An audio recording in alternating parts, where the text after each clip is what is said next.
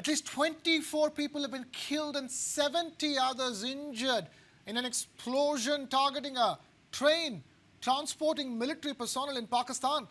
That blast occurred while the train was traveling through Chaman Phatak station in Quetta, the capital of the western Balochistan region, on Sunday morning.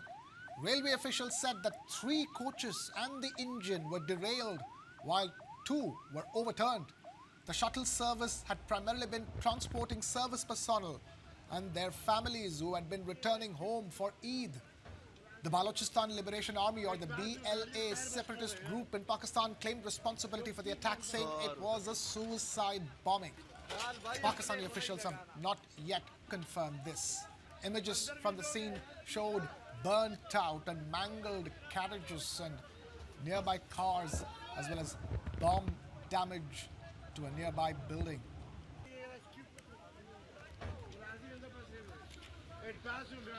Ambassador Prabhu, these attacks and these incidents backed by the Balochistan Liberation Army have been on the rise in the recent past. We saw what happened again on the train when Pakistani service personnel were held hostage. And again, dozens were killed, fatalities on both sides. It is slowly but surely becoming a problem that is way out of control of the government of Pakistan, or for the matter, the army.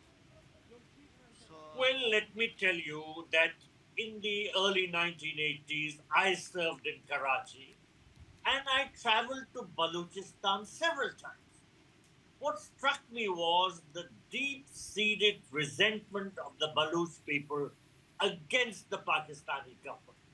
Baluchistan is by far Pakistan's biggest province in terms of territorial area, but it is very sparsely populated.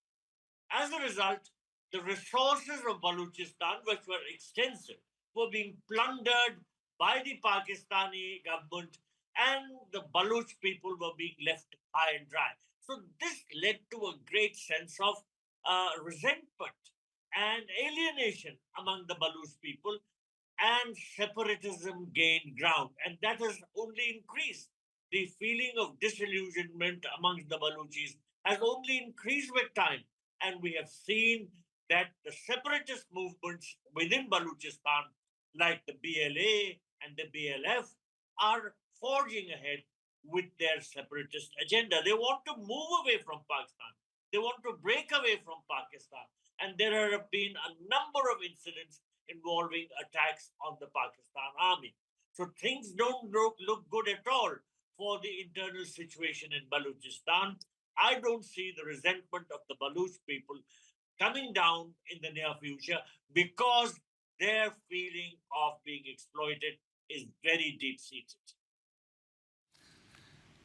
Major General Kochar, from the Pakistani army and the government's perspective, there has been no way, even this, they have not confirmed the fact that it's a suicide bombing. It is the Balochistan Liberation Army which has confirmed the fact that this is a suicide bombing. There has been very little to show from that end.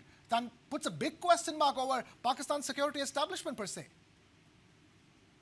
Krishna, you're very right. The Majid Brigade of the BLA is the suicide brigade, and it has a fairly successful strike rate. If you look at the 2018 attack on the Chinese consulate in Karachi, followed by the 2022 Karachi university attack, where Chinese nationals were targeted, and then multiple strikes on CPEC, and of course Jafar Express hijacking. And even after Jafar Express, there have been 2 such suicide attempts or suicide attacks on this movement of the train.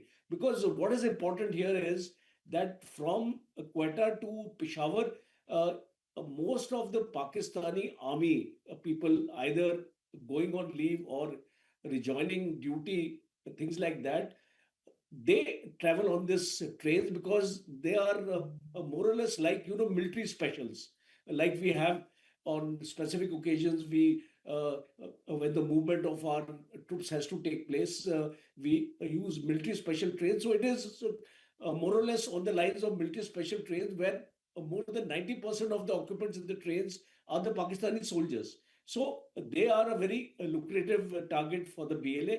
And you see, unfortunately, the terrain, if you look at the terrain from Quetta to Peshawar, that terrain lends itself for these kind of attacks because there are mountains on the other side, ridges and ridge lines and things like that, desert, I desert areas, and difficult to track these people. So I think the Pakistani establishment has so far not been able to get a grip of this entire suicide kind of attacks. And of course, one important aspect is that there is an internal intelligence also available to the BLA, because they come to know on the specific times that what kind of train is moving, how many people of the Pakistani army are going to be on the train. So that kind of local intelligence is also available to the Baluchis. So I think this, I would rate it as a failure of the Pakistan security establishment, because they are not vigilant enough. Neither they have that kind of intelligence that these kind of people are moving around, and what kind of nakas and checkpoints are they establishing to ensure that these attacks don't take place, because it's very difficult to sanitize the entire route. It's like we have the ROPs in Jammu and Kashmir. The road opening parties are sent ahead of the convoys with their mine detection equipment and things like that. But here it becomes very, very difficult, because the train track moves through a very different kind of a terrain where it's not possible to do sanitization of that entire area. So it's a challenge. As a military man, I can tell you that it will be very, very difficult to sanitize the entire route all along. So it is a challenge, but at the same time, I think the so-called ISI of Pakistan, which is touted as one of the top five intelligence agencies of the world, has failed in all respects. Okay, Patikat Pain, the only question that I have to ask here is that is Pakistan sitting on a ticking time bomb when it comes to Balochistan? Well, it's already is, because as General Sir rightly mentioned, because if you look at the topography, in most cases right now, the Pakistan army personnel restrict themselves only into the garrisons. And the garrisons themselves are so far and wide, it is very difficult because of the terrain and the ruggedness to have any kind of sanitization. So basically, Baluchistan has become a godforsaken place so far as the establishment is concerned.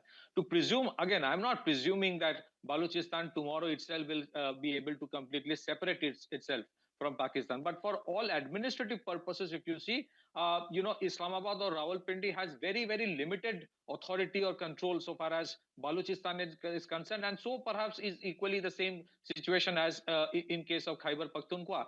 See, I think over a period of time, it has become synonymous that Pakistan is West Punjab and West Punjab is Pakistan. Beyond that, their control, their ability to administer, to create development, to bring in investments, to ensure welfare, and to ensure that overall development happens, that is no more part of the equation at all. And one of the reasons why there is so much of disgruntlement is that in case of Pakistan, development in Pakistan has been only centered around Punjab or Pakistan, nowhere else. So that is the reason the whole it is. See, I mean, if you look at Pakistan today, the problem is this. Yes, in the past also there has been issues with Balochistan. Today they do not have the flow of easy money as it used to have. As they used to have during the Afghan war that the Americans kept on giving them, or during the war on terror that the money kept on coming into into Pakistan to fight the so-called war on terror. There was a lot of money that was coming in that time. Part of that was getting siphoned off. Part of that they used to use for terrorism in probably in India, and a significant part of that they used for activities or suppression of things in Balochistan. Those were the times they even used Cobra helicopters and probably even armored personnel carriers, tanks, and even F-16s. Nobody blinked an eye. The Americans turned a blind eye. Yeah. Today, for them to do that is difficult because they don't have that money to sustain a long-drawn war. So when these things happen, they try to actually tone down the news, because if there is too much of furor, people will expect the Pakistan army to go out and fight it out for them to go out and fight it out in the Right. terrains, in a topography where the Baloch know 90, 100 times more than the Pakistani army, will be difficult and financially impossible. So you are right. It's almost like a ticking time bomb so far as their control on Balochistan is concerned. Back to you.